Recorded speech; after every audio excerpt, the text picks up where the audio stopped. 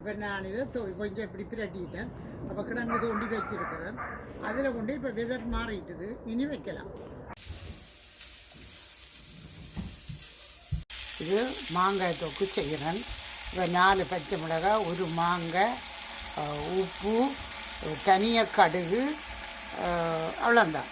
கொஞ்சம் தூள், மஞ்சத்தூள் கொஞ்சம், மிளகாத்தூள் கொஞ்சம். இது கொஞ்சம் அவிஞ்சு வரைக்கும் அது இறக்கிக்க நாட்டு சர்க்கரையை போட்டு இறக்குறது.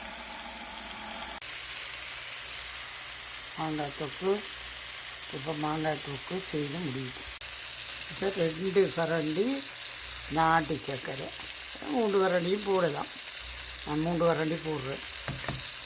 எவ்வளோ பெருசாக இனிப்பு இல்லை, 3 கரண்டி போட்டுட்டு இப்போ மாங்காய் தொக்கு செய்தாச்சு. இப்போ நான் ஒரு மாங்காயில் ஒரு கொஞ்சமாக செய்தேன்னா நீங்கள் 5 மாங்காயும் போட்டு செய்யலாம். அதுக்கேற்ற அளவுகளை போட்டு செய்யலாம். ஏனென்றால் ஒரு மாத கணக்குக்கு இருக்கும். அதுக்காக தான் நான் இப்போ சும்மா சாம்பிளுக்கு ஒரு மாங்காய் செய்தேன்னா இந்த மாங்கொட்டையும் இருக்கக்கூடாது, அதையும் பாவிக்கலாம். இதே வச்சு சாப்பிட்லாம். இப்போ சாப்பிட்லாம். இனிப்பு சரிக்கு சரி போடலாம். நான் குறைச்சி போட்டேன். நீட்டுக்க முருங்கங்காய் பிரட்டல், முருங்கையில் வர மாங்காய் தொக்கு. இந்த மாங்காய் தொக்கு அவ்வளோ யம்மியாக இருக்குது.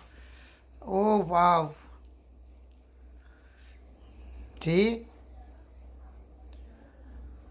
இது இப்படியெல்லாம் கண்டு இப்போ இன்றைக்கு நடப்போம். நட்ட சரி நான் இதை இப்போ ஊண்டி மண்ணு கிடந்ததை போட்டுட்டு திரும்ப எரிவை போட்டு மூடி விட்டேன். இதுதான் வேலை. ஒரு வேலையே இல்லை. Okay bye.